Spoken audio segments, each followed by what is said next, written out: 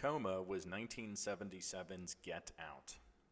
This was a book I'd been meaning to read for years, if only because of the freakishly weird cover you can't help but notice in the library or at the bookstore.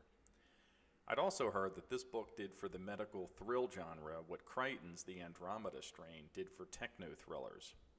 It's always interesting and worthwhile to read something that spawned a new subgenre, or defined a subgenre, and then subsequently influenced countless other writers.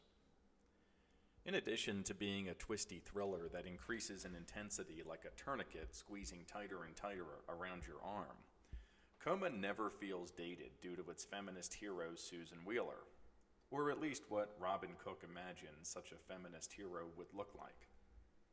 Of course, she's beautiful, blonde, but also smart and driven. She changes from coldly academic to sultry siren with the ease of stepping in and out of a phone booth. Wheeler is more or less carved out of the Wonder Woman mold that was popular at the time, even having her own version of a metaphorical truth lasso in the form of her research and charts that ultimately reveal the big scary stuff happening with the coma patients. And while that's all not such a bad thing, it kind of makes her one-dimensional overall. At times, Coma reads a bit too clinical, and the medical jargon becomes overwhelming and too inside baseball in some areas.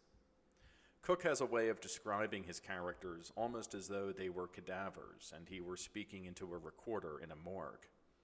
But the inside peek he gives us at the inner machinations of hospital politics is fascinating, and for most is almost like visiting some alien civilization. True to the nature of thrillers like 2017's Get Out or 1960's Psycho, which Cook mentions in one scene in the book, Coma has a shocking and unforgettable ending. If I had a complaint about this book, it's that the middle section drags a little bit too much.